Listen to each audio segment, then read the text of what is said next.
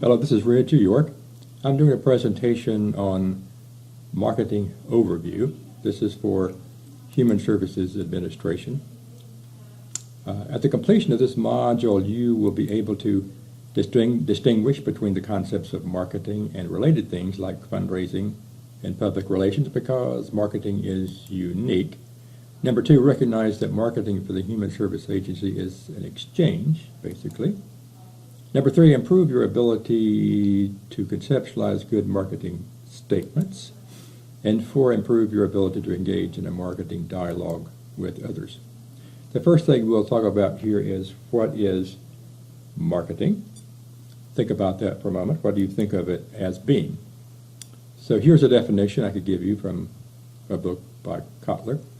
Marketing is the assessment of constituent need and the management of the response process to achieve best utilization of programs and optimal financial support. There are several major concepts there. You obviously must be focusing upon need. You must be focusing upon the response to need and optimality. Are you doing it optimally, most efficiently, for example? Those are some of the kinds of things we'll talk about in this discussion of marketing. How do you best utilize resources to meet a defined need? Think about that as a key concept in regard to marketing. I'd like to talk about marketing as an exchange. You may not think of it this way initially, but think of it for a moment as an exchange. An exchange between the constituent and the agency. Keep in mind that human services have, particularly at nonprofit organizations, have funding sources, they have clients, and they have agency personnel.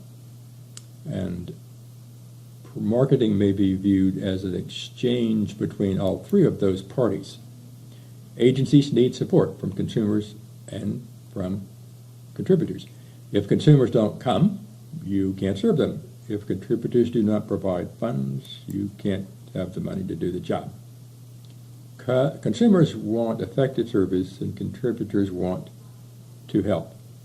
And contributors may be more interested than consumers in regard to things like efficiency. But that is one of the issues you must address when you're thinking about marketing. Here's an exercise let's talk about. Suppose you had a special counseling program for those recently diagnosed with cancer. Is the following a good part of your message? Just click the pause button there, read this statement, and then come back. Okay, I hope you've read the statement and thought about it, whether or not this is a good part of the message. You're serving people in the late stages of cancer. This is good because consumers and contributors want to know the population that you are addressing, and people in the late stages of cancer are probably people that contributors would think is an important population to serve. You've seen how you show in this statement how this group is, and it has needs that are not very well met now. So those are good things that are part of your marketing statement. Let's continue with this exercise here. What if your vision for this counseling program for cancer patients entails the mind, the body, and the spirit? Because the connection of these personal entities is critical for successful recovery or movement into the late stages of life. Would this be a good part of your message? Well, I would say yes, because it says something about how you're conceptualizing things. And I believe a lot of people would be able to identify with this particular message as being something that shows something good about what you're doing and about your approach and your agency. Continuing this exercise, what if the target population for your outreach initiative for the special counseling is a special counseling program for cancer patients was those who could not afford to pay for counseling? Would this be a good part of your message? Well, I would say so, because in particular, those who are contributors want to believe that what they are contributing will make a difference. People who cannot afford counseling will not get it. If I make a contribution, I will help these people to get it. So that's a very important part of a message. here for this hypothetical program. What if a major reason you wanted to raise more funds through the outreach initiative was that your agency had experienced financial losses and needed more money to stay alive? Would this be a good part of your message to others? Think about that for a moment. That's a good message. You want to stay alive. They need to help your agency to survive. Well, I would say that's not a good part of a marketing message. Contributors are not as interested in helping you survive as an agency as they are in meeting human need. So the previous things we've been talking about are good parts of a marketing message. I would say this one is not, because it looks like you're on your way to failure as an agency. They don't want to jump onto that train, the contributors, that is. Marketing and strategic planning. Strategic planning involves decisions on long-term goals, target audiences, and service strategies. All three of these are a part of what is involved with strategic planning. Goals, decisions, target audiences, service strategies. In the latter case, what is our approach to it? And we've just seen a couple of messages related to things like target audiences and service strategies in the example we were just talking about. Good strategic planning helps convince contributors to give their support. Thus, strategic planning in marketing are integrally linked. Here are some questions for marketing. Who are our consumers? Effective nonprofits engage in market segmentation, that is, making strategic choices among the vast array of needs that they might want to meet and designing strategies that are effective. Your approach in regard to your strategic planning should be, what are the needs we really focus upon? Which means also thinking of needs that you do not focus upon and making sure that people understand with some degree of precision just what it is you're up to. You can't be all things to all people. If you try to give that kind of message, it's not going to be very effective. But if that's your particular approach, you're probably not going to be effective, because you can't do everything for everybody and be effective. So the next question, who are our contributors? What kinds of people contribute to us? Number 3, how can we meet need and convey that message effectively to contributors? That is to say, that we are doing what you want to use your money to accomplish. And that involves a number of things, like the messages we were talking in regard to persons in the early stages of cancer treatment. 2 key tasks are telling your story and building relationships. That is to say, 2 key tasks of marketing are telling your story and building relationships. Both of those are very critical to effective marketing. Let's talk a little bit about effective messages. We are meeting a unique and important need is an important message. For example, you may say that you're providing role models to prevent delinquency, because perhaps research has shown that modeling of good behavior is an important part of preventing delinquency. So you're going to use role models. That's what part of your strategy is. And it makes sense because research shows that this works. And of course, you're showing that you're trying to prevent delinquency. That's a very important need to be addressing. Number 2 example there is special counseling to alleviate anxiety and depression for cancer patients. That may be what you're trying to do. You have special counseling, not just any kind of counseling, special counseling, and it's focused on alleviating anxiety and depression for people suffering from cancer. That's a message that has enough specificity that people will understand, and many people will identify with it as a need they would like to contribute to. Number 2, we are meeting this need efficiently. Often in human services, we don't think a lot about efficiency, but contributors in particular would be concerned with whether you're doing things efficiently. For example, using volunteers, if that's something that can be If you have things that could be done by volunteers, which costs no salary money, that's an efficient way to deliver services. You might consolidate services to reduce administrative overhead, another way to reduce funding costs, therefore improving efficiency, or contracting out selective activities at a lower cost. Those are some of the kinds of things that one might do to make the organization more efficient, and to the extent that you do this, you might want to include that as a part of some of your messaging for your marketing strategy. A key is connection. Donors have some kind of connection with the agency they fund, typically. They may be interested in the target audience that's being served, development delayed children, alcoholics, persons with cancer, etc. Having some kind of personal connection through interpersonal relationships is another way that you have connection. So besides the idea that the people have an interest in your target audience and what you're doing, you do it through personal connection, through interrelationships you have. People bring people on your board because they know them and think of them as being people who would be good for your board.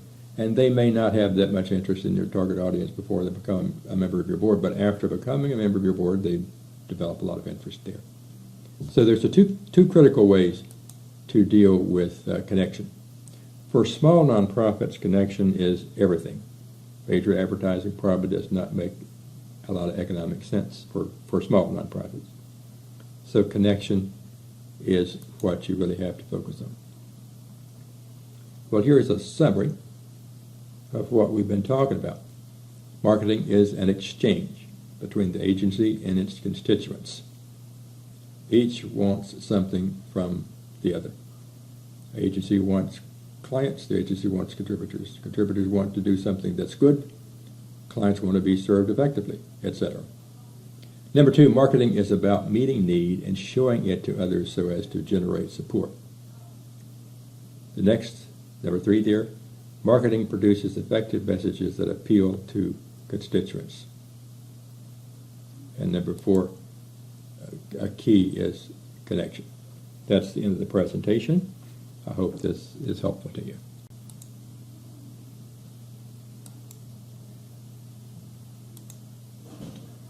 Hi, this is Red G. York, and this is a presentation on the principles of marketing. It's not an overview of marketing, it's about specific principles. And it was the information, most of the information here has been rephrased and so forth, but taken from this particular presentation by someone from the Newhouse Marketing and Management Consulting firm.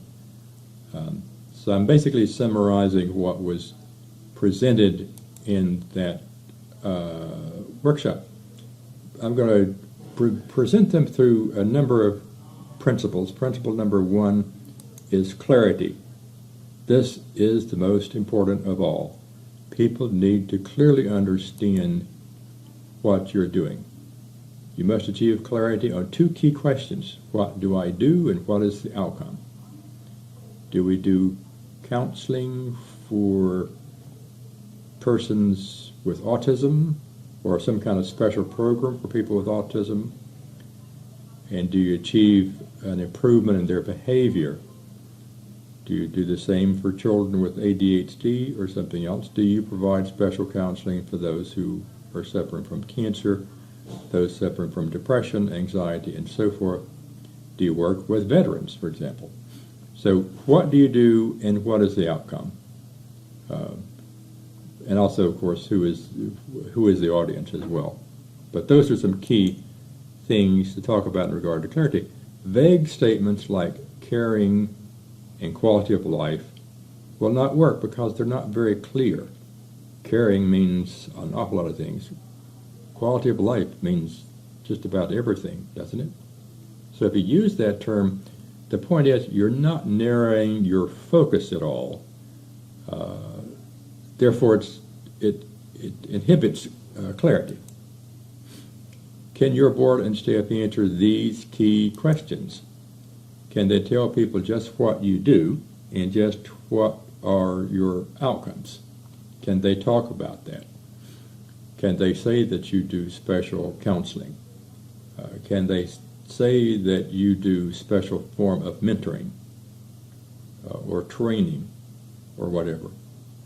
And can they provide any kind of information about the kinds of outcomes you are achieving? Those are questions that you should be pursuing as you're thinking about how to improve marketing.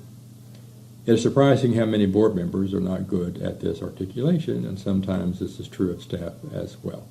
You might want to test this out with your particular agency to see how well they do this. Do your staff members and board members tell your story well? Clarity means being honest with yourself and others. Your agency is probably not as unique as you would like to think it is, so bombastic rhetoric does not work very well. Everybody can do that. Talk is cheap. You need to show something to back that up. If uniqueness is a major part of your message, you should be able to carefully back this up with concrete facts. So it's all right to say you're unique if you can show that the target population that you currently serve is 80% low income, if that's a part of your uniqueness. But stating that fact, 80% of our clients are below the poverty level. That is one statement of fact that might back up a statement of uniqueness. Principle 2 is understanding. Understanding is all about perception. What do people perceive? A major challenge is dealing with inaccurate perceptions. If your organization mostly provides service but has the word research in its name, it may be viewed inaccurately as primarily a research organization. So you might ask the question, what are the perceptions of your organization, and what kind of perceptions are there that are not accurate? It may be that you serve low-income clients, but only half your clients are low income. The other half are in some other category, well, above low income. Therefore, you may have an inaccurate perception that you only serve low-income clients. That's something you may need to deal with in your strategies regarding marketing. Here are some key questions. What kinds of needs do donors want addressed? Do they identify with veterans? Do they identify with children who have autism? Do they identify with low-income kids, with people at risk for delinquency? What kinds of needs really are most attractive to people who are donors? Very often it's related to some people they know who have these kinds of issues. What kinds of services are they willing to support? Some people may be more willing to support rather concrete services like transportation, financial assistance, and things of that nature, and less willing to support what might be thought of as soft services like counseling or whatever. So the question is, what kinds of services do they most identify with as being useful, and therefore they would like to support them? Where does your organization have its greatest competencies? Think about that in regard to your organization. And then think about how might you use this information as a part of your marketing strategy. How can you best outperform your competitors? Another question related to the same thing. How can you best do this? Principle 3 is precision. What are the different types of donors? Well, some of them are those with deep pockets that have a lot of money. Another is those willing to volunteer, because some people can be very helpful to you as a volunteer. They could cut down your costs and so forth, and therefore they are contributing in that way. You might want to think about some other people who are types of donors for your organization and have a discussion with people about that. How do you best connect with each type of donor? Is a good question. Engagement is principle number 4. People do not donate to your organization because, for some of them, it's they don't know you. So you've got a strategy there. How do you get them to know you? The second, they don't know what you do. So how can you convey the message of what you do to that potential donor?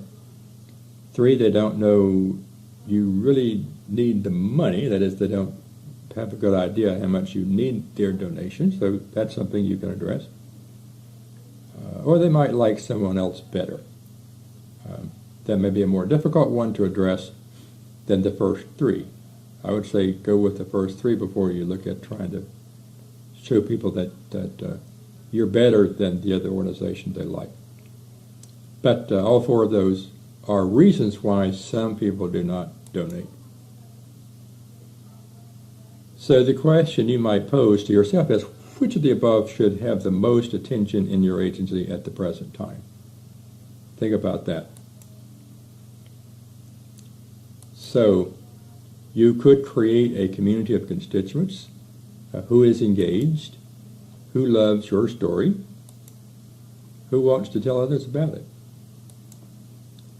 How can they be best utilized? Those are some of the questions that you may pose in regard to that. Integration is principle number 5.